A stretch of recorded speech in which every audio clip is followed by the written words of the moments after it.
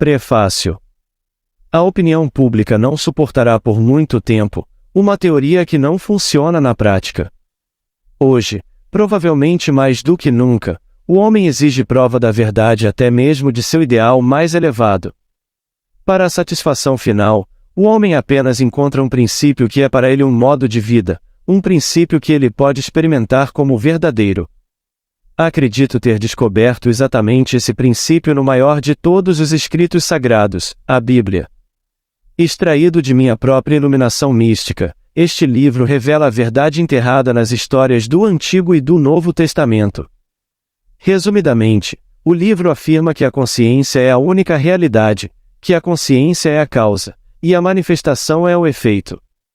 Chama a atenção do leitor para este fato constantemente, para que o leitor sempre mantenha as primeiras coisas em primeiro lugar. Tendo estabelecido a base de que uma mudança de consciência é essencial para provocar qualquer mudança de expressão, este livro explica ao leitor uma dúzia de maneiras diferentes de provocar tal mudança de consciência. Este é um princípio realista e construtivo que funciona.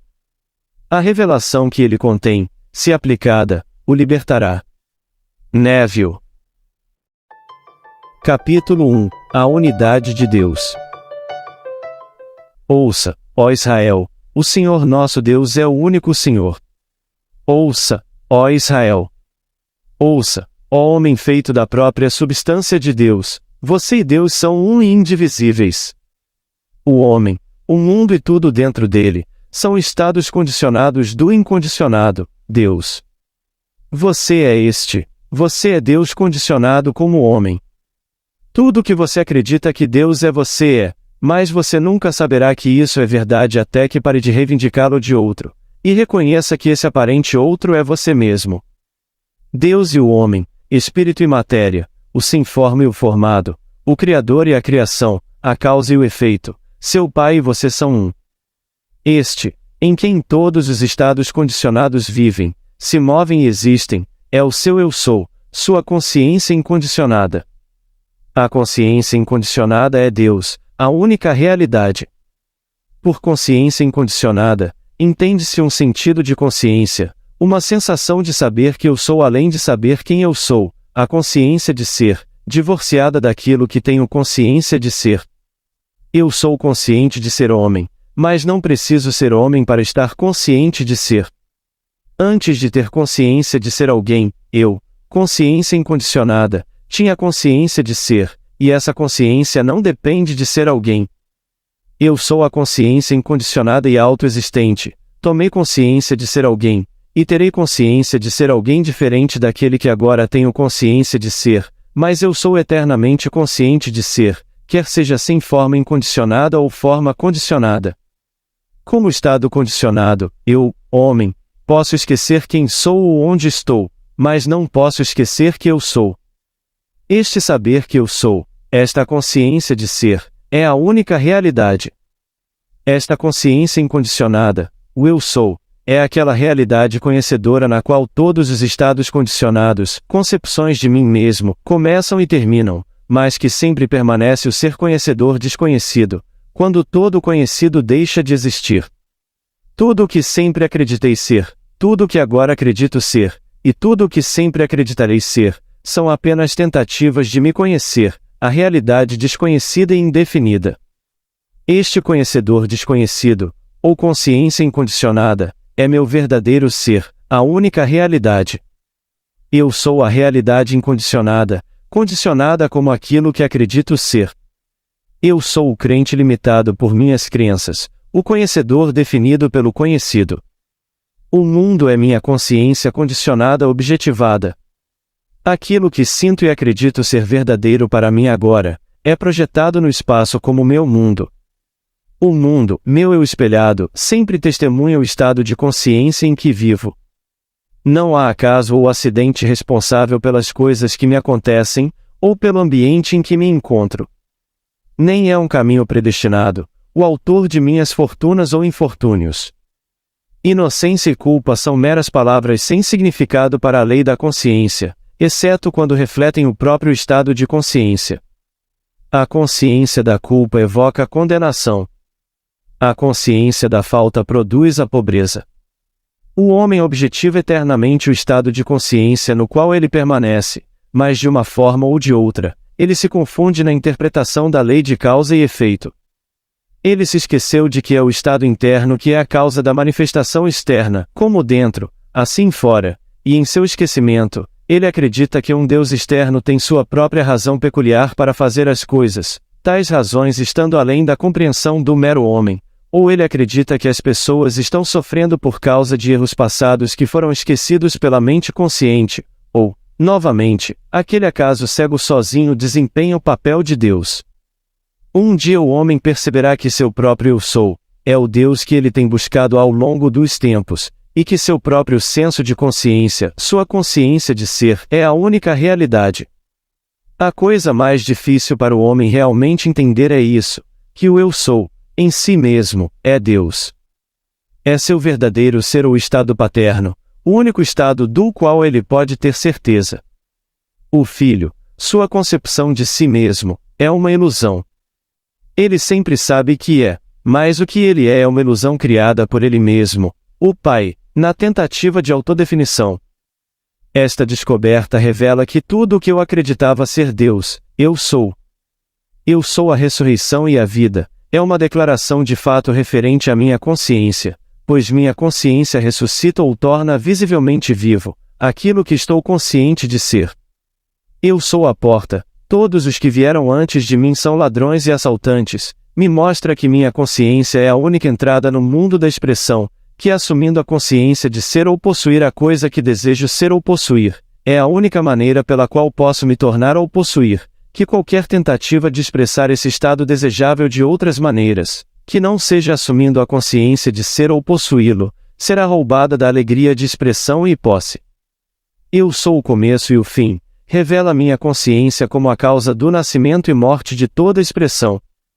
Eu sou me enviou, revela que minha consciência é o Senhor que me envia ao mundo à imagem e semelhança daquilo que tenho consciência de ser, para viver em um mundo composto de tudo de que tenho consciência.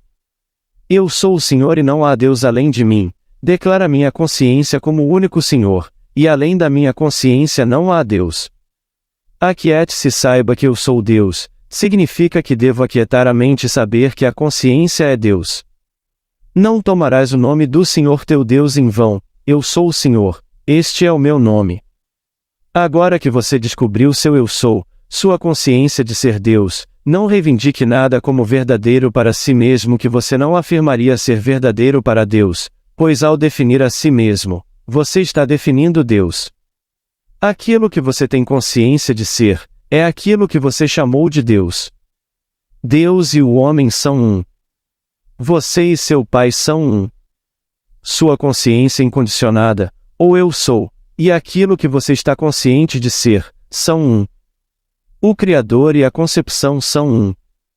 Se a sua concepção de si mesmo for menor do que a que você afirma ser verdadeira de Deus, você roubou a Deus, o Pai, porque você, o Filho ou a concepção, dá testemunho do Pai ou do que concebeu. Não use o nome mágico de Deus, eu sou, em vão, pois você não será considerado inocente. Você deve expressar tudo o que afirma ser. Nomeie Deus definindo-se conscientemente como seu ideal mais elevado. Capítulo 2 – O nome de Deus. Nunca é demais afirmar que a consciência é a única realidade, pois esta é a verdade que liberta o homem. Este é o fundamento sobre o qual repousa toda a estrutura da literatura bíblica. As histórias da Bíblia são todas revelações místicas, escritas em um simbolismo oriental, que revela ao intuitivo o segredo da criação e a fórmula de fuga.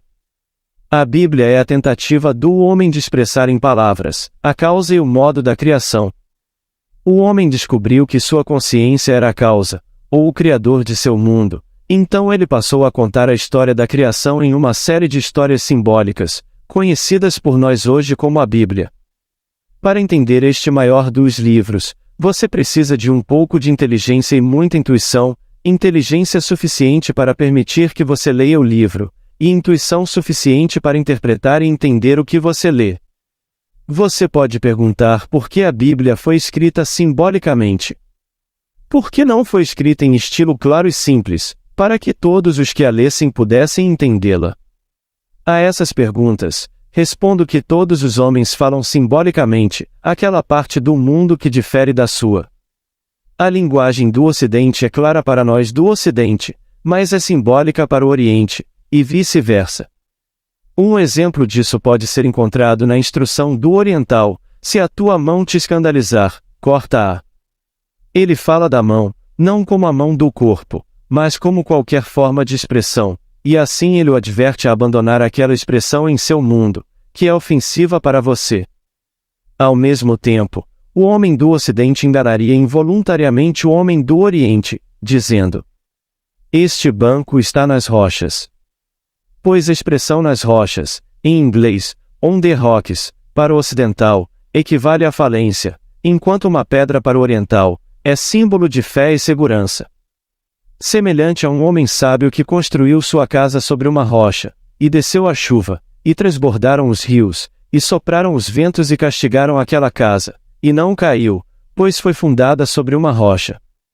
Para realmente entender a mensagem da Bíblia, você deve ter em mente que ela foi escrita pela mente oriental e, portanto, não pode ser interpretada literalmente pelos ocidentais. Biologicamente, não há diferença entre o Oriente e o Ocidente. Amor e ódio são iguais, a fome e a sede são as mesmas, ambição e desejo são os mesmos, mas a técnica de expressão é muito diferente. A primeira coisa que você deve descobrir se quiser desvendar o segredo da Bíblia é o significado do nome simbólico do Criador, que é conhecido por todos como Jeová. Esta palavra, Jeová, é composta de 4 letras hebraicas, Jod, Re, Val, Re. Todo o segredo da criação está oculto neste nome. A primeira letra Jod representa o estado absoluto ou consciência incondicionada, a sensação de consciência indefinida, aquela abrangência total da qual vem toda a criação, ou estados condicionados de consciência. Na terminologia de hoje, Jod é eu sou, ou consciência incondicionada. A segunda letra Re representa o Filho unigênito, um desejo, um estado imaginário. Simboliza uma ideia, um estado subjetivo definido, ou imagem mental esclarecida. A terceira letra, Val, simboliza o ato de unificar ou unir o idealizador, Jod, a consciência que deseja a concepção, Re, o estado desejado, de modo que o idealizador e a concepção se tornem um.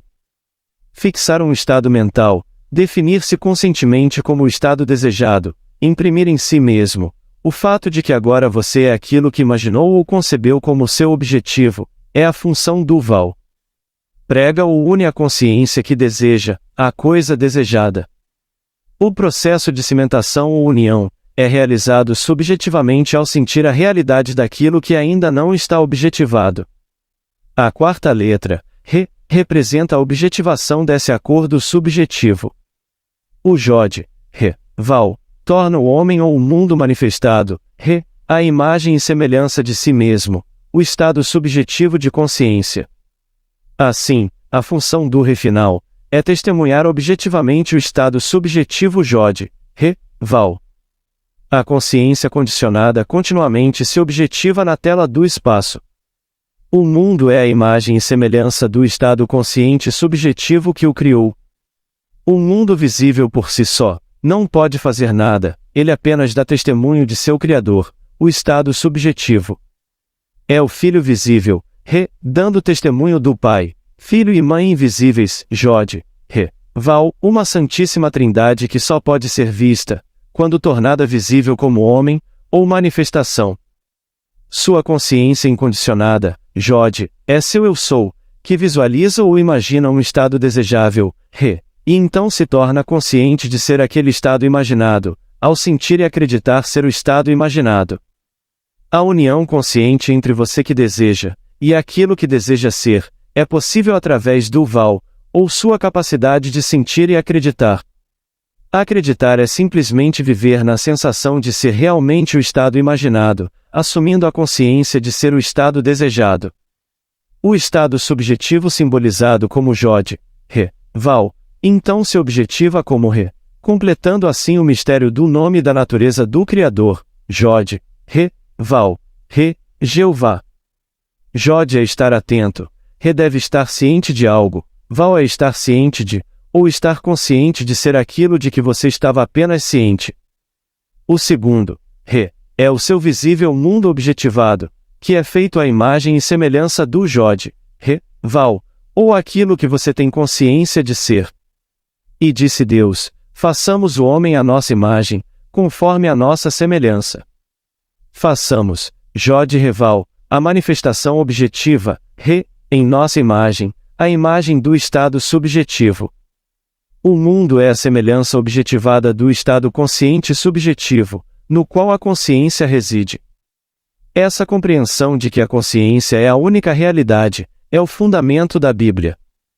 As histórias da Bíblia são tentativas de revelar em linguagem simbólica o segredo da criação, bem como mostrar ao homem a única fórmula para escapar de todas as suas próprias criações. Este é o verdadeiro significado do nome de Jeová, o nome pelo qual todas as coisas são feitas, e sem o qual nada foi feito. Primeiro, você está ciente, então você se torna consciente de algo, então você se torna consciente daquilo de que estava consciente, então você contempla objetivamente aquilo que você está ciente de ser. Capítulo 3 – A Lei da Criação. Tomemos uma das histórias da Bíblia, e vejamos como os profetas e escritores antigos revelaram a história da criação, por meio desse estranho simbolismo oriental. Todos nós conhecemos a história de Noé e da Arca, que Noé foi escolhido para criar um novo mundo, depois que o mundo foi destruído pelo dilúvio. A Bíblia nos diz que Noé teve 3 filhos, Sem, Cã e Jafé. O primeiro filho chama-se Sem, que significa nome. Cã, o segundo filho, significa quente, vivo. O terceiro filho chama-se Jafé, que significa extensão. Você observará que Noé e seus 3 filhos Sem, Cã e Jafé, contêm a mesma fórmula de criação, que o nome divino de Jod e Reval Re. Noé, o pai, o criador, o construtor de um novo mundo, é equivalente ao Jod, ou consciência incondicionada, eu sou. Sem, é o seu desejo, aquilo de que você está consciente, aquilo que você nomeia e define como seu objetivo, e é equivalente à segunda letra do nome divino, Re. Cã é o estado caloroso e vivo do sentimento, que une ou liga a consciência que deseja, e a coisa desejada e, portanto, é equivalente à terceira letra do nome divino, o Val. O último filho, Jafé, significa extensão, é o estado estendido ou objetivado, que dá testemunho do estado subjetivo, e é equivalente à última letra do nome divino, Re. Você é Noé, o conhecedor, o criador. A primeira coisa que você gera é uma ideia, um impulso, um desejo, a palavra ou seu primeiro filho Sem, nome. Seu segundo filho Cã, quente, vivo, é o segredo do sentimento, pelo qual você se une ao seu desejo subjetivamente, para que você, a consciência que deseja, torne-se consciente de ser ou possuir a coisa desejada. Seu terceiro filho, Jafé, é a confirmação, a prova visível de que você conhece o segredo da criação. Ele é o estado estendido ou objetivado, que dá testemunho do estado invisível, ou subjetivo em que você reside. Na história de Noé, está registrado que Cã viu os segredos de seu pai, e por causa de sua descoberta, ele foi feito para servir a seus irmãos, Sem e Jafé. Cã, ou sentimento, é o segredo do pai, seu eu sou, pois é através do sentimento, que a consciência que deseja se une à coisa desejada. A união consciente ou casamento místico, só é possível através do sentimento.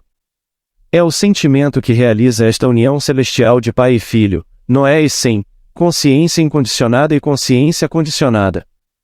Ao realizar este serviço, o sentimento serve automaticamente a Jafé, o estado estendido ou expresso, pois não pode haver expressão objetivada, a menos que haja primeiro uma impressão subjetiva. Sentir a presença da coisa desejada, atualizar subjetivamente um estado imprimindo em si mesmo, por meio do sentimento, um estado consciente definido, é o segredo da criação. Seu atual mundo objetivado é Jafé, que se tornou visível por Cã. Portanto, Cã serve a seus irmãos Sem e Jafé, pois sem o sentimento que é simbolizado como Cã, a ideia ou coisa desejada, Sem, não poderia se tornar visível como Jafé.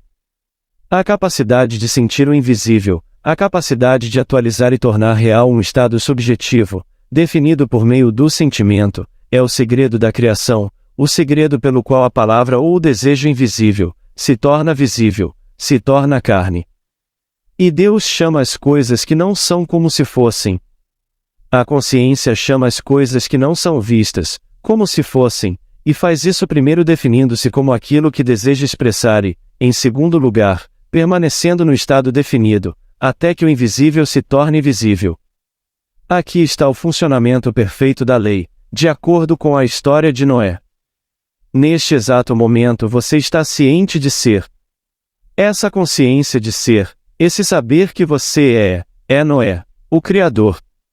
Agora, com a identidade de Noé estabelecida como sua própria consciência de ser, nomeie algo que você gostaria de possuir ou expressar, defina algum objetivo, sim, e com seu desejo claramente definido, feche os olhos e sinta que você o tem, ou o está expressando. Não questione como isso pode ser feito, simplesmente sinta que você o tem. Assuma a atitude mental que seria a sua se você já a possuísse, de modo que sinta que está feito. Sentir é o segredo da criação. Seja tão sábio quanto Cã, e faça esta descoberta para que você também possa ter a alegria de servir seus irmãos, Sem e Jafé, a alegria de tornar a palavra ou o nome, carne. Capítulo 4. O segredo do sentimento.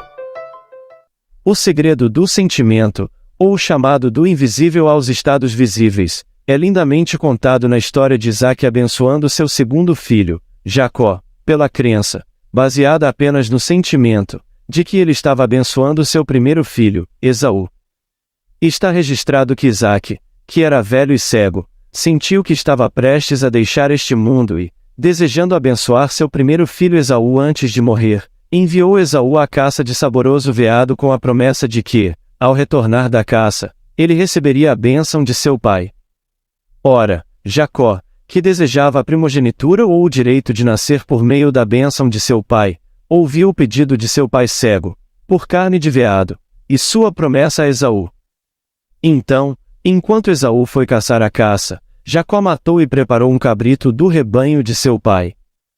Colocando as peles sobre seu corpo liso, para dar-lhe a sensação de seu irmão peludo e rude Esaú, ele trouxe o cabrito deliciosamente preparado para seu pai cego, Isaque.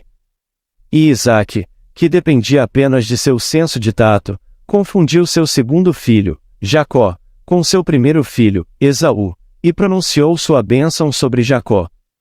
Esaú, ao retornar da caçada, soube que seu irmão de pele lisa, Jacó, o havia suplantado, então ele apelou para seu pai por justiça, mas Isaque respondeu e disse: Teu irmão veio com sutileza e tomou a tua bênção. Eu o fiz teu senhor, e todos os seus irmãos lhe dei por servos. A simples decência humana deve dizer ao homem, que esta história não pode ser interpretada literalmente. Deve haver uma mensagem para o homem escondida em algum lugar neste ato traiçoeiro e desprezível de Jacó. A mensagem oculta, a fórmula do sucesso enterrada nesta história, foi intuitivamente revelada ao escritor dessa maneira. Isaque, o pai cego, é a sua consciência de ser. Esaú, o filho peludo, é o seu presente mundo objetificado, o áspero ou sensivelmente sentido, o momento presente, o ambiente atual, sua concepção atual de si mesmo, em suma, o mundo que você conhece por meio de seus sentidos objetivos. Jacó, o rapaz de pele lisa, o segundo filho, é o seu desejo ou estado subjetivo, uma ideia ainda não corporificada, um estado subjetivo que é percebido e sentido, mas não conhecido ou visto objetivamente, um ponto no tempo e no espaço removido do presente. Em suma, Jacó é o seu objetivo definido. O Jacó de pele lisa, ou o estado subjetivo que busca a corporificação ou o direito de nascimento, quando propriamente sentido ou abençoado por seu pai, quando conscientemente sentido e fixado como real, torna-se objetificado, e ao fazer isso ele suplanta o áspero e cabeludo Esaú, ou o antigo estado objetivado, Sua consciência é a causa de seu mundo. O estado consciente em que você permanece determina o tipo de mundo em que você vive. Seu presente conceito de si mesmo é agora objetivado como seu ambiente, e este estado é simbolizado como Esaú, o peludo, sensivelmente sentido, o primeiro sol, aquilo que você gostaria de ser ou possuir, é simbolizado como seu segundo filho, Jacó, o rapaz de pele lisa que ainda não é visto, mas é sentido, e sentido subjetivamente, se tocado adequadamente, suplantará seu irmão Esaú, ou seu atual mundo. Tenha sempre em mente o fato de que Isaac, o pai desses dois filhos, ou estados, é cego. Ele não vê seu filho de pele lisa, Jacó, ele apenas o sente. E através do sentimento ele realmente acredita que Jacó, o subjetivo, é Esaú, o real, o objetivado. Você não vê seu desejo objetivamente, você simplesmente sente subjetivamente. Você não tateia no espaço atrás de um estado desejável. Como Isaac, você fica quieto e manda seu primeiro filho caçar, desviando sua atenção de seu mundo objetivo. Então, na ausência de seu primeiro filho, Esaú, você convida o estado desejável, seu segundo filho, Jacó, a se aproximar para que você possa senti-lo. Aproxime-se, meu filho, para que eu possa sentir você. Primeiro, você está ciente disso em seu ambiente imediato, então você o aproxima cada vez mais, até que você o sinta em sua presença imediata, de modo que seja real e natural para você. Se dois de vocês concordarem na terra quanto a qualquer ponto que pedirem, isso será feito por eles de meu Pai que está nos céus. Os dois concordam pelo sentido do tato, e o acordo é estabelecido na terra, é objetivado, é feito real. Os dois concordando são Isaac e Jacó, você e aquilo que você deseja, e o acordo é feito apenas no sentido do sentimento. Esaú simboliza seu atual mundo objetivado, seja agradável ou não. Jacó simboliza todo e qualquer desejo do seu coração. Isaac simboliza o seu verdadeiro eu, com os olhos fechados para o mundo presente, no ato de sentir e sentir-se ser ou possuir o que você deseja ser ou possuir. O segredo de Isaac, a sensação, estado de sentimento, é simplesmente o ato de separar mentalmente o sentido sensível, seu estado físico atual, do sentido insensível, aquilo que você gostaria de ser. Com os sentidos objetivos bem fechados, Isaac fez, e você pode fazer o insensivelmente sentido, o estado subjetivo, parecer real ou sensivelmente conhecido, pois fé é conhecimento. Conhecer a lei da autoexpressão, a lei pela qual o invisível se torna visível, não é suficiente. Deve ser aplicado, e este é o método de aplicação. Primeiro, envie seu primeiro filho Esaú, seu atual mundo objetivado ou problema, caçando. Isso é feito simplesmente fechando os olhos, e desviando a atenção das limitações objetivadas. À medida que seus sentidos são removidos de seu mundo objetivo, ele desaparece de sua consciência ou sai para caçar. Segundo, com os olhos ainda fechados, e a atenção afastada do mundo ao seu redor, fixe conscientemente o tempo e o local naturais para a realização do seu desejo. Com seus sentidos objetivos fechados ao seu ambiente atual, você pode perceber e sentir a realidade de qualquer ponto no tempo ou no espaço, pois ambos são psicológicos e podem ser criados à vontade. É de vital importância que a condição natural do tempo-espaço de Jacó, isto é, o tempo natural e o local para a realização do seu desejo, sejam primeiro fixados em sua consciência. Se o domingo é o dia em que a coisa desejada deve ser realizada, então o domingo deve ser fixado na consciência agora. Simplesmente comece a sentir que é domingo, até que a quietude e a naturalidade do domingo sejam conscientemente estabelecidas.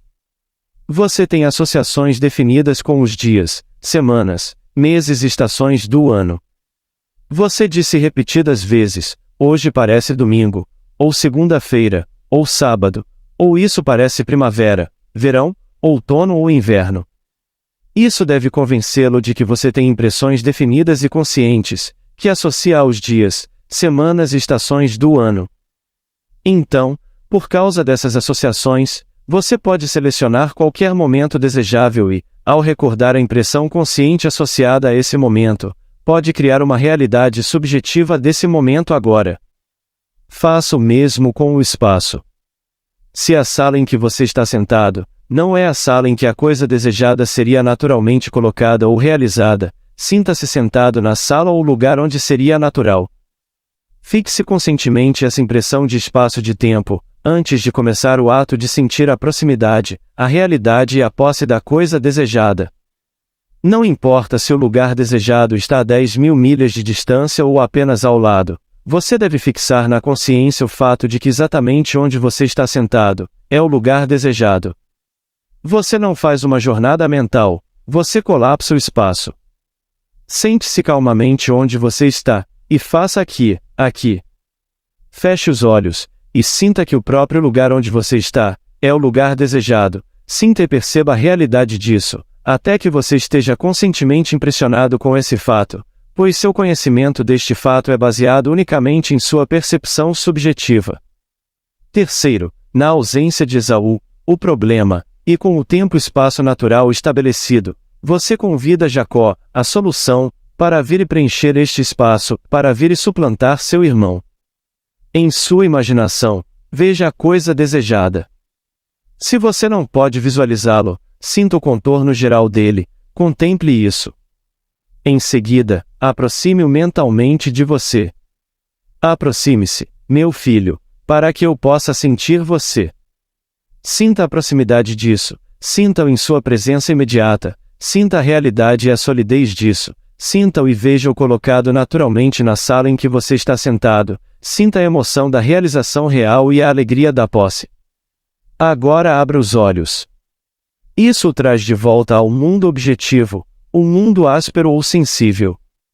Seu filho peludo Esaú voltou da caça, e por sua própria presença lhe diz que você foi traído por seu filho de pele lisa, Jacó, o subjetivo, psicologicamente sentido. Mas, como Isaque, cuja confiança se baseava no conhecimento dessa lei imutável, você também dirá, eu o fiz teu senhor e todos os seus irmãos lhe dei por servos, ou seja, mesmo que seus problemas pareçam resolvidos e real, você sentiu o estado psicológico subjetivo ser real, a ponto de receber a emoção dessa realidade, você experimentou o segredo da criação, porque sentiu a realidade do subjetivo. Você fixou um estado psicológico definido que, apesar de toda oposição ou precedente, se objetivará, cumprindo assim o nome de Jacó, o suplantador. Aqui estão alguns exemplos práticos deste drama. Primeiro, a bênção ou tornar algo real. Sente-se na sua sala de estar e diga o nome de um móvel, tapete ou abajur que você gostaria de ter neste cômodo em particular. Olhe para aquela área da sala onde você o colocaria se o tivesse. Feche os olhos e deixe que tudo que agora ocupa aquela área da sala desapareça. Em sua imaginação, veja esta área como um espaço vazio, não há absolutamente nada lá. Agora comece a preencher este espaço com o móvel desejado, sinta que você o tem nesta mesma área, imagine que está vendo o que deseja ver. Continue nessa consciência até sentir a emoção da posse. Segundo, a bênção ou a realização de um lugar real. Agora você está sentado em seu apartamento na cidade de Nova York, contemplando a alegria que seria sua se estivesse em um transatlântico navegando pelo Grande Atlântico. Vou preparar-vos lugar. E se eu for e vos preparar lugar, voltarei e vos receberei para mim mesmo, para que onde eu estiver, vós também estejais. Seus olhos estão fechados. Você liberou conscientemente o apartamento de Nova York e, em seu lugar, sente que está em um transatlântico. Você está sentado em uma espreguiçadeira, não há nada ao seu redor, exceto o vasto Atlântico. Fixe a realidade deste navio e oceano para que, neste estado, você possa se lembrar mentalmente do dia em que estava sentado em seu apartamento em Nova York, sonhando com este dia no mar. Lembre-se da imagem mental de si mesmo sentado lá em Nova York sonhando com este dia. Em sua imaginação, veja a imagem de sua memória lá em seu apartamento em Nova York. Se você conseguir olhar para trás em seu apartamento em Nova York sem voltar conscientemente para lá, então preparou com sucesso a realidade desta viagem.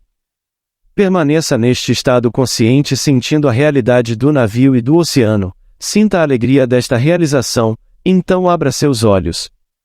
Você foi e preparou o lugar, você fixou um estado psicológico definido, e onde você está na consciência, você também estará no corpo. Terceiro, a bênção ou a concretização de um ponto no tempo. Você conscientemente abandona este dia, mês ou ano, conforme o caso, e imagina que agora é aquele dia, mês ou ano que deseja experimentar. Você percebe e sente a realidade do tempo desejado, imprimindo em si mesmo o fato de que agora está cumprido. Ao sentir a naturalidade deste momento, você começa a sentir a emoção de ter percebido plenamente aquilo que, antes de iniciar esta jornada psicológica no tempo, você desejava experimentar neste momento. Com o conhecimento do seu poder de abençoar, você pode abrir as portas de qualquer prisão, a prisão da doença, da pobreza ou de uma existência monótona. O Espírito do Senhor Deus está sobre mim, porque o Senhor me ungiu para pregar boas novas aos mansos, Ele me enviou para restaurar os quebrantados de coração, proclamar liberdade aos cativos, e a abertura de prisão aos presos. Capítulo 5 – O Sábado. 6 dias se trabalhará, mas o 7º dia vos será santo, sábado de descanso para o Senhor. Êxodo capítulo 31, versículo 15, Levítico capítulo 23, versículo 3. Esses 6 dias não são períodos de 24 horas. Eles simbolizam um momento psicológico em que um estado subjetivo definido é fixado. Esses 6 dias de trabalho são experiências subjetivas e, consequentemente, não podem ser medidos pelo tempo sideral, pois o verdadeiro trabalho de fixação de um estado psicológico definido é feito na consciência. O tempo gasto em definir-se conscientemente como aquilo que você deseja ser é a medida desses 6 dias.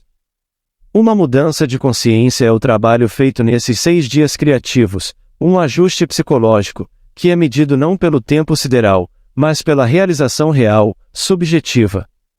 Assim como uma vida em retrospecto é medida não pelos anos, mas pelo conteúdo desses anos, também esse intervalo psicológico é medido não pelo tempo gasto em fazer o ajuste, mas pelo cumprimento desse intervalo. O verdadeiro significado de 6 dias de trabalho, criação, é revelado no mistério do Val, que é a 6ª letra do alfabeto hebraico, e a 3ª letra do nome divino, Jod, Re, Val, Re. Conforme explicado anteriormente no mistério do nome de Jeová, Val significa pregar ou unir. O Criador se une à sua criação pelo sentimento, e o tempo que você leva para fixar um sentimento definido é a verdadeira medida desses 6 dias de criação.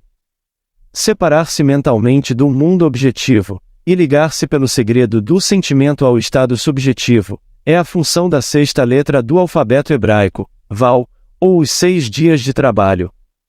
Há sempre um intervalo entre a impressão fixa, ou estado subjetivo, e a expressão externa desse estado. O intervalo é chamado de sábado. O sábado é o descanso mental que segue o estado psicológico fixo, é o resultado de seus 6 dias de trabalho. O sábado foi feito para o homem. Esse repouso mental que se segue a uma impregnação consciente bem-sucedida, é o período da gravidez mental, um período que é feito com a finalidade de incubar a manifestação. Foi feito para a manifestação não foi feita para isso. Automaticamente você guarda o sábado como um dia de descanso, um período de descanso mental, se conseguir cumprir seus 6 dias de trabalho. Não pode haver sábado, nem 7º dia, nem período de descanso mental, até que os 6 dias terminem, até que o ajuste psicológico seja realizado, e a impressão mental seja totalmente feita. O homem é avisado de que se falhar em guardar o sábado, se não entrar no descanso de Deus, também falhará em receber a promessa, falhará em realizar seus desejos. A razão para isso é simples e óbvia. Não pode haver descanso mental até que uma impressão consciente seja feita. Se um homem falha em impressionar-se totalmente com o fato de que agora tem aquilo que antes desejava possuir, continuará a desejá-lo e, portanto, não ficará mentalmente tranquilo ou satisfeito.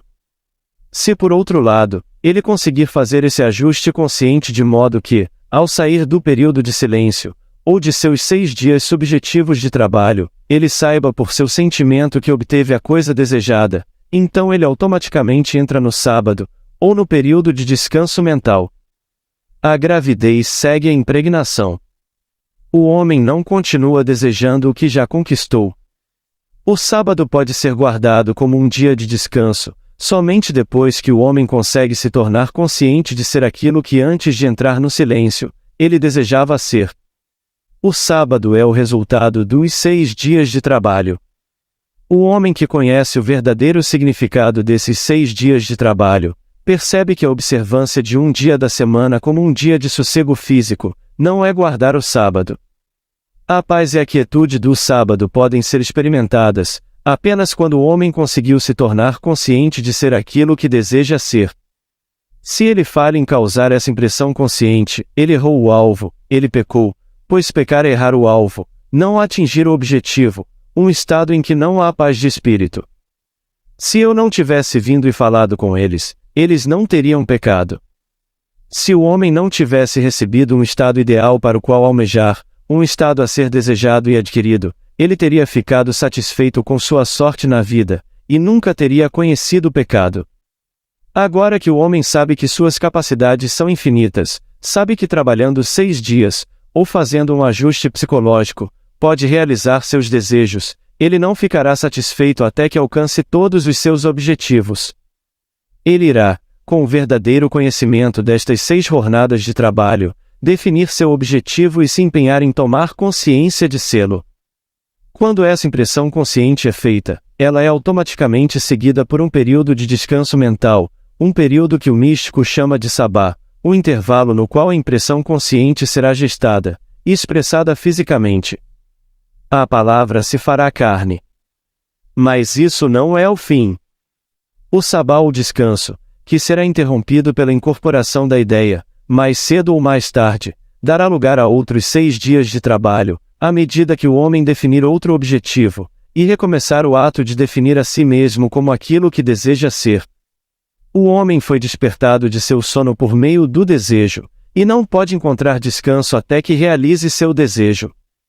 Mas antes que ele possa entrar no descanso de Deus, ou guardar o sábado, antes que ele possa andar sem medo e em paz, ele deve se tornar um bom atirador espiritual, e aprender o segredo de acertar o alvo ou trabalhar 6 dias, o segredo pelo qual ele abandona o estado objetivo e se ajusta ao subjetivo. Esse segredo foi revelado no nome divino de Jeová, e novamente na história de Isaque abençoando seu filho Jacó. Se o homem aplicar a fórmula conforme é revelada nesses dramas bíblicos, ele acertará na mosca espiritual todas as vezes, pois saberá que o repouso mental ou sábado é iniciado apenas quando ele conseguir fazer um ajuste psicológico. A história da crucificação dramatiza lindamente esses 6 dias, período psicológico, e o 7º dia de descanso. Está registrado que era costume dos judeus libertar alguém da prisão na festa da Páscoa, e que lhes foi dada a escolha de libertar-lhes Barrabás, o ladrão, ou Jesus, o Salvador. E eles clamaram: solte Barrabás. Então Barrabás foi solto e Jesus foi crucificado. Está registrado ainda que Jesus, o Salvador, foi crucificado no 6º dia, sepultado no 7º, e ressuscitou no 1º dia. O Salvador no seu caso é aquele que o salvaria daquilo que você não tem consciência de ser, enquanto Barrabás, o ladrão, é a sua presente concepção de si mesmo, que o rouba daquilo que você gostaria de ser. Ao definir seu Salvador, você define o que você salvaria, e não como você seria salvo. Seu Salvador ou desejo tem maneiras que você não conhece, seus caminhos estão além da descoberta. Todo problema revela sua própria solução. Se você estivesse preso, automaticamente desejaria ser livre. A liberdade, então, é o que o salvaria. É o seu Salvador. Tendo descoberto seu Salvador, o próximo passo neste grande drama da ressurreição é libertar Barrabás, o ladrão, seu presente conceito de si mesmo, e crucificar seu Salvador, ou fixar a consciência de ser ou ter aquilo que o salvaria. Barrabás representa seu problema atual. Seu Salvador é aquele que o libertaria desse problema. Você libera Barrabás desviando sua atenção de seu problema, longe de seu senso de limitação, pois isso rouba de você a liberdade que você busca. E você crucifica seu Salvador ao fixar um estado psicológico definido, ao sentir que está livre das limitações do passado. Você nega a evidência dos sentidos, e começa a sentir subjetivamente a alegria de ser livre. Você sente que este estado de liberdade é tão real que você também grita, "Eu sou livre!" E está consumado. A fixação deste estado subjetivo, a crucificação, ocorre no 6º dia. Antes que o sol se ponha neste dia, você deve ter completado a fixação sentindo, "É assim, está consumado." O conhecimento subjetivo é seguido pelo sábado, ou descanso mental. Você será como alguém enterrado ou sepultado, pois saberá que não importa quão montanhosas sejam as barreiras, quão intransponíveis as paredes pareçam ser, seu Salvador crucificado e enterrado, sua atual fixação subjetiva, ressuscitará. Guardando o sábado, um período de descanso mental, assumindo a atitude mental que seria sua se já expressasse visivelmente essa liberdade, você receberá a promessa do Senhor, pois a palavra se fará carne. A fixação subjetiva vai se encarnar. E Deus descansou no 7º dia de todas as suas obras. Sua consciência é Deus descansando no conhecimento de que, está bem, está consumado. E seus sentidos objetivos confirmarão que é assim, pois o dia o revelará. Capítulo 6. Cura. A fórmula para a cura da lepra, conforme revelada no capítulo 14 de Levítico, é muito esclarecedora quando vista pelos olhos de um místico. Esta fórmula pode ser prescrita como a cura positiva de qualquer doença no mundo do homem, seja ela física, mental, financeira, social, moral, qualquer coisa. Não importa a natureza da doença ou sua duração, pois a fórmula pode ser aplicada com sucesso a qualquer uma delas. Aqui está a fórmula como está registrada no livro de Levítico.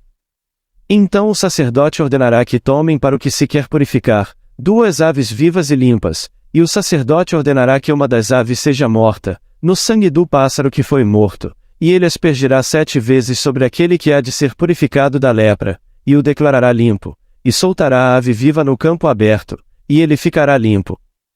Uma aplicação literal desta história seria estúpida e infrutífera, enquanto, por outro lado, uma aplicação psicológica da fórmula é sábia e frutífera.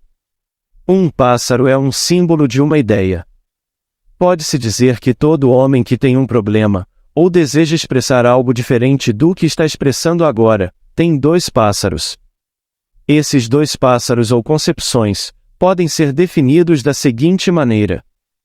O primeiro pássaro é a sua atual concepção de si mesmo, é a descrição que você daria se lhe pedissem para definir a si mesmo, sua condição física, sua renda, suas obrigações, sua nacionalidade, família, raça e assim por diante.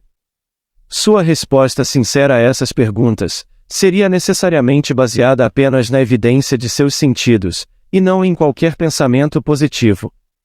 Essa verdadeira concepção de si mesmo, baseada inteiramente nas evidências de seus sentidos, define o primeiro pássaro. O segundo pássaro é definido pela resposta que você gostaria de dar nessas questões de autodefinição. Resumidamente, esses 2 pássaros podem ser definidos como aquilo que você tem consciência de ser, e aquilo que deseja ser. Outra definição dos 2 pássaros seria, a primeira, seu problema atual independente de sua natureza, e o segundo, a solução para esse problema. Por exemplo, se você estivesse doente, boa saúde seria a solução. Se você estivesse endividado, livrar-se das dívidas seria a solução. Se você estivesse com fome, a comida seria a solução. Como você notou, o como, a maneira de realizar a questão, não é considerada.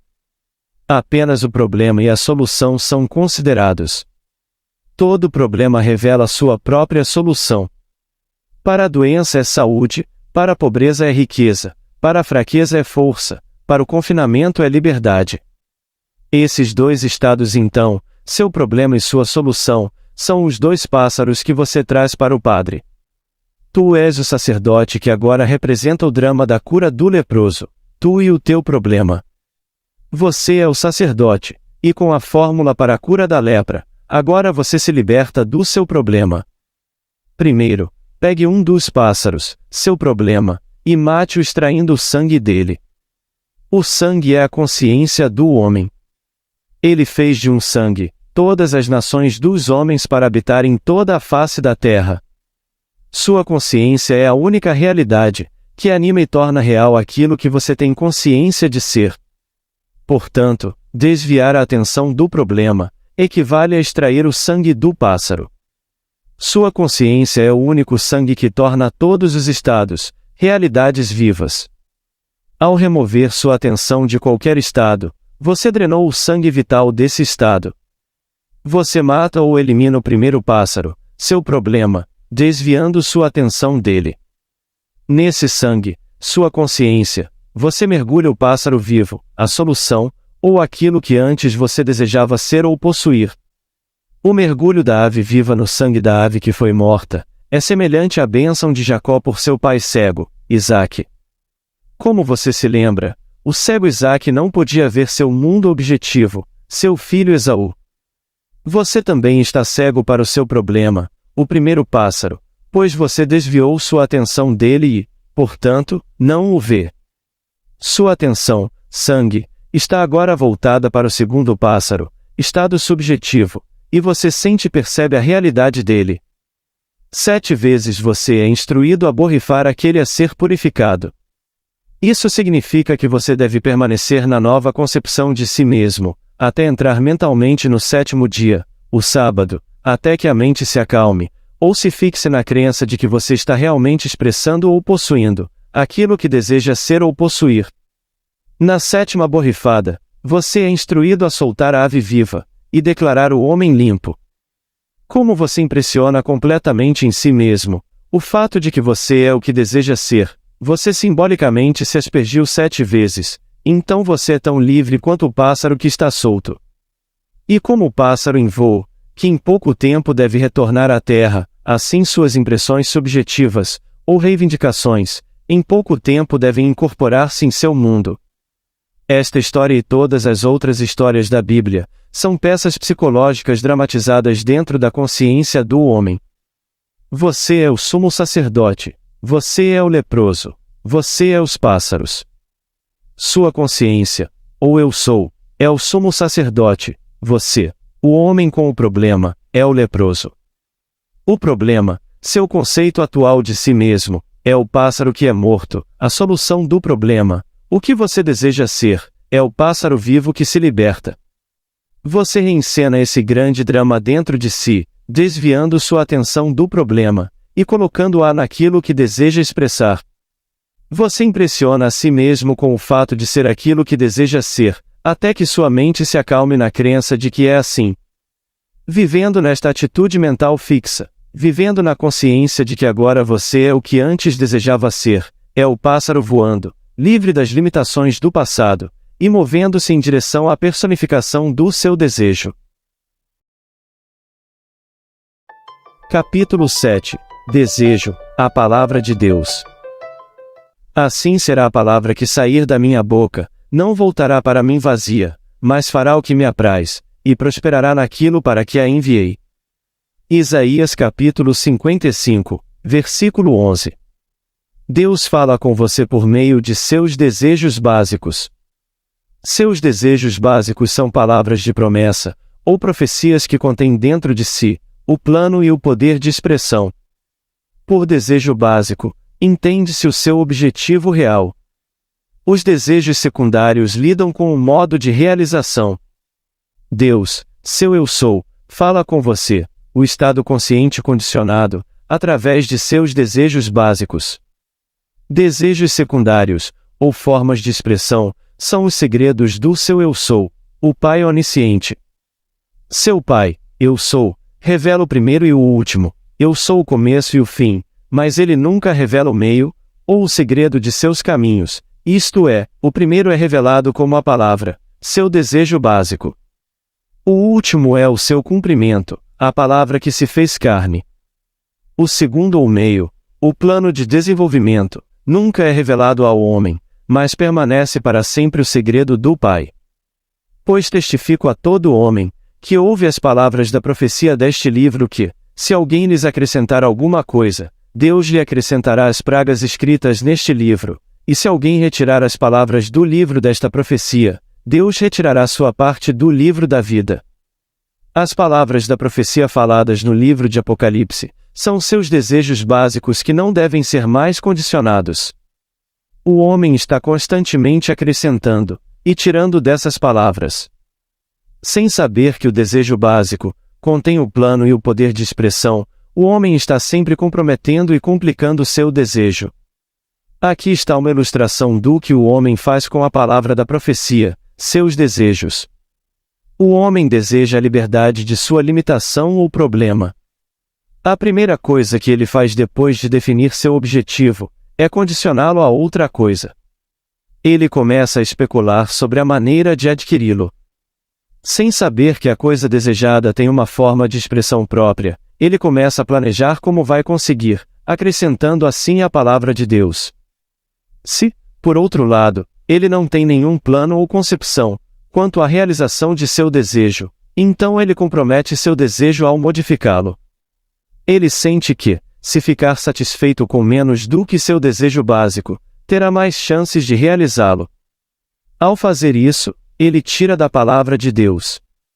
Indivíduos e nações estão constantemente violando esta lei de seu desejo básico, ao conspirar e planejar a realização de suas ambições. Eles assim acrescentam a palavra da profecia, ou eles se comprometem com seus ideais, tirando assim da palavra de Deus. O resultado inevitável é morte e pragas, ou fracasso e frustração, como prometido por tais violações. Deus fala ao homem apenas por meio de seus desejos básicos. Seus desejos são determinados por sua concepção de si mesmo. De si mesmos, eles não são nem bons nem maus. Eu sei e estou persuadido pelo Senhor Jesus Cristo, de que nada é impuro em si mesmo, mas para aquele que vê que algo é impuro, para ele é impuro. Seus desejos são o resultado natural e automático de sua atual concepção de si mesmo. Deus, sua consciência incondicionada, é impessoal e não faz acepção de pessoas. Sua consciência incondicionada, Deus, dá à sua consciência condicionada, homem, por meio de seus desejos básicos, aquilo de que seu estado condicionado, sua concepção atual de si mesmo, acredita necessitar. Enquanto você permanecer em seu estado atual de consciência, continuará desejando o que agora deseja. Mude sua concepção de si mesmo, e automaticamente mudará a natureza de seus desejos. Desejos são estados de consciência em busca de corporificação. Eles são formados pela consciência do homem, e podem ser facilmente expressos pelo homem que os concebeu. Os desejos são expressos quando o homem que os concebeu assume a atitude mental que teria se os estados desejados já estivessem expressos. Agora, por que os desejos, independentemente de sua natureza, podem ser tão facilmente expressos por atitudes mentais fixas? Uma palavra de advertência deve ser dada àqueles que ainda não perceberam a unicidade da vida, e que não conhecem a verdade fundamental de que a consciência é Deus, a única realidade. Este aviso foi dado ao homem na famosa regra de ouro. Faça aos outros o que você gostaria que fizessem a você. Você pode desejar algo para si mesmo, ou pode desejar para outro. Se o seu desejo diz respeito a outra pessoa, certifique-se de que a coisa desejada seja aceitável para essa outra pessoa. A razão para este aviso é que sua consciência é Deus, o doador de todos os dons. Portanto, aquilo que você sente e acredita ser verdadeiro para o outro, é um presente que você deu a ele. O presente que não é aceito, retorna ao doador. Esteja muito certo, então, de que você mesmo gostaria de possuir o dom, pois se você fixar uma crença dentro de si como verdadeira para outro, e ele não aceitar esse estado como verdadeiro para si mesmo, esse presente não aceito se incorporará ao seu mundo. Sempre ouça e aceite como verdadeiro para os outros O que você deseja para si mesmo? Ao fazer isso, você está construindo o céu na terra. Faça aos outros o que gostaria que fizessem a você. Baseia-se nessa lei. Apenas aceite como verdadeiros os estados dos outros, que você aceitaria voluntariamente como verdadeiros de si mesmo, para que possa criar constantemente o paraíso na terra. Seu céu é definido pelo estado de consciência em que você vive, estado esse composto por tudo que você aceita como verdadeiro para si mesmo, e verdadeiro para os outros. Seu ambiente imediato é definido por sua própria concepção de si mesmo, mais suas convicções em relação aos outros que não foram aceitas por eles. Sua concepção de outro, que não é a concepção dele de si mesmo, é um presente devolvido a você. As sugestões, como a propaganda, são bumerangues, a menos que sejam aceitas por aqueles a quem são enviadas. Portanto, seu mundo é um presente que você deu a si mesmo. A natureza do presente é determinada por sua concepção de si mesmo, mas os presentes não aceitos que você ofereceu aos outros. Não se engane sobre isso, a lei não faz acepção de pessoas. Descubra a lei da autoexpressão, e viva de acordo com ela, então você será livre. Com esse entendimento da lei, defina seu desejo, saiba exatamente o que você quer, certifique-se de que é desejável e aceitável. O homem sábio e disciplinado não vê barreira para a realização de seu desejo, ele não vê nada para destruir. Com uma atitude mental fixa, ele reconhece que a coisa desejada já está totalmente expressa, pois sabe que um estado subjetivo fixo tem maneiras e meios de se expressar que nenhum homem conhece. Antes que eles perguntem, eu respondi: eu tenho maneiras que vocês não conhecem. Meus caminhos estão além da descoberta. O homem indisciplinado, por outro lado, vê constantemente oposição à realização de seu desejo, e por causa da frustração, forma desejos de destruição, que ele acredita firmemente que devem ser expressos antes que seu desejo básico possa ser realizado. Quando o homem descobrir esta lei da consciência una, compreenderá a grande sabedoria da regra de ouro, e assim viverá por ela, e provará a si mesmo que o reino dos céus está na terra. Você perceberá por que deve fazer aos outros o que gostaria que fizessem a você. Você saberá por que deve viver de acordo com esta regra de ouro, porque descobrirá que é apenas bom senso fazê-lo, pois a regra é baseada na lei imutável da vida, e não faz acepção de pessoas. A consciência é a única realidade. O mundo e tudo dentro dele são estados de consciência objetivados. Seu mundo é definido por sua concepção de si mesmo, mais suas concepções dos outros, que não são suas concepções de si mesmos. A história da Páscoa é para ajudá-lo a dar as costas às limitações do presente, e passar para um estado melhor e mais livre. A sugestão de seguir o homem com o cântaro foi dada aos discípulos para guiá-los à última ceia, ou à festa da Páscoa. O homem com o cântaro de água é o 11º discípulo, Simão de Canaã, a qualidade disciplinada da mente que ouve apenas estados dignos, nobres e gentis. A mente que é disciplinada para ouvir apenas o bem, se banqueteia com os bons estados, e assim incorpora o bem na terra. Se você também quiser participar da última ceia, a grande festa da Páscoa, então siga este homem. Assuma esta atitude mental, simbolizada pelo homem com o jarro de água, e você viverá em um mundo que é realmente o paraíso na terra. A festa da Páscoa é o segredo para mudar sua consciência. Você desvia sua atenção de sua presente concepção de si mesmo, e assume a consciência de ser aquilo que deseja ser, passando assim de um estado para outro. Essa façanha é realizada com a ajuda dos 12 discípulos, que são as 12 qualidades disciplinadas da mente. Capítulo 8 – Fé. E Jesus disse-lhes: por causa da vossa incredulidade, porque em verdade vos digo que, se tiverdes fé, como um grão de mostarda, direis a este monte: passa daqui para acolá, e removerá, e nada vos será impossível.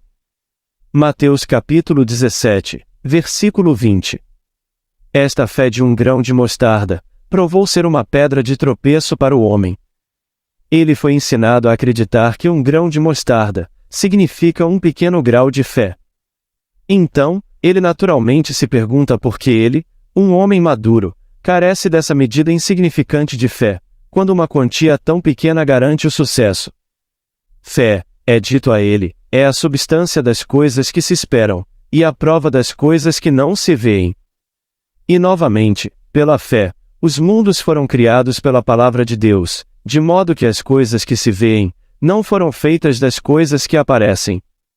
Coisas invisíveis se tornaram visíveis. O grão de mostarda não é a medida de uma pequena quantidade de fé. Pelo contrário, é o absoluto na fé. Um grão de mostarda está consciente de ser um grão de mostarda, e apenas um grão de mostarda. Não tem conhecimento de nenhuma outra semente no mundo. Está selado na convicção de que é um grão de mostarda, assim como o espermatozoide selado no ventre, tem consciência de ser homem, e somente homem. Um grão de mostarda é verdadeiramente a medida de fé necessária para realizar todos os seus objetivos, mas, como o grão de mostarda, você também deve se perder na consciência de ser apenas a coisa desejada. Você permanece neste estado selado, até que ele explode e revele sua reivindicação consciente. Fé é sentir ou viver na consciência de ser a coisa desejada. A fé é o segredo da criação. O Val no nome divino Jod, Re, Val, Re. A fé é Cã na família de Noé. A fé é o sentimento pelo qual Isaac abençoou e tornou real seu filho Jacó. Pela fé, Deus, sua consciência, chama as coisas que não são vistas como se fossem, e as faz ver. É a fé que permite que você se torne consciente de ser a coisa desejada. Novamente, é a fé que o sela neste estado consciente, até que sua reivindicação invisível amadureça e se expresse, tornando-se visível. A fé ou o sentimento é o segredo dessa apropriação. Através do sentimento, a consciência que deseja se une à coisa desejada. Como você se sentiria se fosse o que deseja ser? Use o clima, esse sentimento que seria seu, se você já fosse aquilo que deseja ser, e em pouco tempo, você será selado na crença de que você é. Então, sem esforço, esse estado invisível se objetivará, o invisível se tornará visível. Se você tivesse a fé de um grão de mostarda, hoje, através da substância mágica do sentimento, selaria a si mesmo na consciência de ser aquilo que deseja ser. Nessa quietude mental, ou olhar de túmulo, você permaneceria, confiante de que não precisa de ninguém para rolar a pedra, pois todas as montanhas, pedras e habitantes da terra não são nada à sua vista. Aquilo que você agora reconhece ser verdadeiro para si mesmo, este presente estado consciente, fará de acordo com sua natureza entre todos os habitantes da terra, e ninguém pode deter sua mão ou dizer a ele: o que você faz? Ninguém pode impedir esse estado consciente em que você está impedido de se incorporar, nem questionar seu direito de existir. Este estado consciente, quando devidamente selado pela fé, é uma palavra de Deus: eu sou, pois o homem sentado está dizendo: eu sou fulano de tal, e a palavra de Deus, meu estado fixo de consciência, é espírito e não pode retornar para mim vazio, mas deve cumprir o propósito pelo qual foi enviado.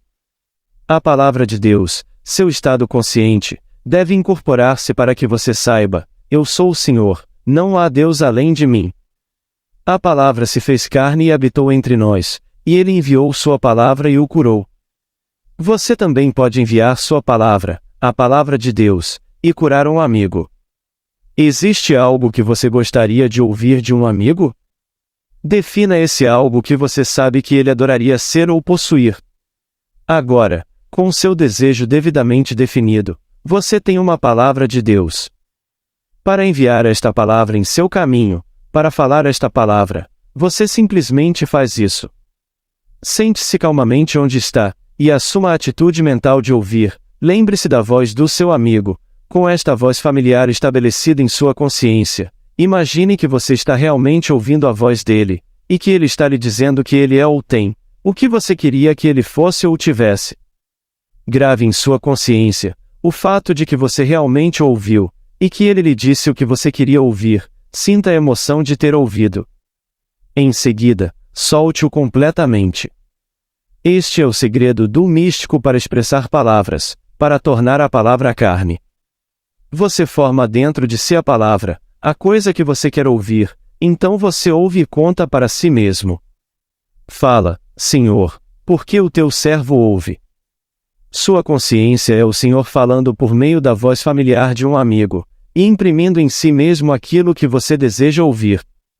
Essa autoimpregnação, o estado impresso em você, a palavra, tem maneiras e meios de se expressar que nenhum homem conhece.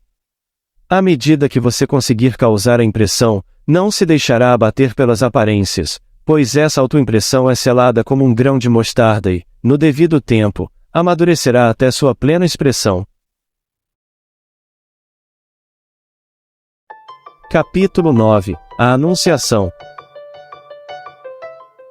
O uso da voz de um amigo, para impregnar a si mesmo com um estado desejável, é lindamente contado na história da Imaculada Conceição. Está registrado que Deus enviou um anjo a Maria para anunciar o nascimento de seu filho. E disse-lhe o anjo: em teu ventre conceberás e darás à luz um filho. Então disse Maria ao anjo: como se fará isto, visto que não conheço homem? E o anjo respondeu e disse-lhe: descerá sobre ti o Espírito Santo, e o poder do Altíssimo te cobrirá com a sua sombra, portanto também o santo que de ti há de nascer, será chamado Filho de Deus. Pois para Deus nada será impossível. Esta é a história que tem sido contada por séculos em todo o mundo, mas não foi dito ao homem que ela foi escrita sobre ele mesmo, então ele falhou em receber o benefício que ela pretendia dar a ele. A história revela o método pelo qual a ideia ou palavra se fez carne. Deus, dizem-nos, germinou ou gerou uma ideia, um filho, sem a ajuda de outro. Então ele colocou sua ideia germinal no seio de Maria, com a ajuda de um anjo que lhe fez o anúncio, e a impregnou com a ideia. Nenhum método mais simples foi registrado, de consciência impregnando-se, do que o encontrado na história da Imaculada Conceição. Os 4 personagens deste drama da criação são o Pai, o Filho, Maria e o anjo. O Pai simboliza sua consciência, o Filho simboliza seu desejo, Maria simboliza sua atitude mental receptiva, e o anjo simboliza o método usado para fazer a impregnação. O drama se desenrola dessa maneira. O pai gera um filho sem a ajuda de outro. Você define seu objetivo, você esclarece seu desejo sem a ajuda ou sugestão de outro. Então o pai escolhe aquele anjo mais qualificado, para levar esta mensagem ou possibilidade germinal a Maria. Você seleciona a pessoa em seu mundo que ficaria sinceramente emocionada ao testemunhar a realização de seu desejo. Então Maria fica sabendo por meio do anjo que ela já concebeu um filho sem a ajuda do homem. Você assume uma atitude mental receptiva, uma atitude de escuta, e imagina que está ouvindo a voz daquele que escolheu para lhe dizer o que deseja saber. Imagine que você ouve dizer que você é e tem aquilo que deseja ser e ter. Você permanece neste estado receptivo, até sentir a emoção de ter ouvido as boas e maravilhosas notícias. Então, como Maria da história, você cuida de seus negócios em segredo, não contando a ninguém sobre essa autoimpregnação maravilhosa e imaculada, confiante de que, no devido tempo, você expressará essa impressão. O pai gera a semente ou possibilidade germinal do filho, mas em impregnação eugênica, ele não transporta os espermatozoides de si mesmo para o útero. Ele o carrega através de outro meio. A consciência desejando, é o pai gerando a semente ou ideia. Um desejo esclarecido, é a semente perfeitamente formada, ou o filho unigênito. Esta semente é então transportada do pai, consciência que deseja, para a mãe, consciência de ser e ter o estado desejado. Essa mudança de consciência é realizada pelo anjo, ou voz imaginária de um amigo, dizendo que você já alcançou seu objetivo. O uso da voz de um anjo ou de um amigo, para causar uma impressão consciente, é o caminho mais curto, seguro e certeiro para se autoengravidar. Com seu desejo devidamente definido, você assume uma atitude de escuta. Imagine que você está ouvindo a voz de um amigo, em seguida, faça com que ele lhe diga. Imagine que ele está lhe dizendo, como você é sortudo e afortunado por ter realizado seu desejo plenamente. Nesta atitude mental receptiva, você está recebendo a mensagem de um anjo, você está recebendo a impressão de que é e tem aquilo que deseja ser e ter. A emoção de ter ouvido o que você deseja ouvir, é o momento da concepção. É o momento em que você se autoengravida, o momento em que você realmente sente que agora é ou tem aquilo que antes você desejava ser ou possuir. Ao emergir dessa experiência subjetiva, você, como Maria da história, saberá por sua mudança de atitude mental que concebeu um filho, que você fixou um estado subjetivo definido, e daqui a pouco expressará ou objetivará esse estado.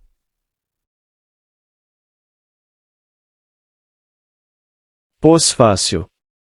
Este livro foi escrito para mostrar a você como atingir seus objetivos. Aplique o princípio aqui expresso, e todos os habitantes da Terra não poderão impedi-lo de realizar seus desejos.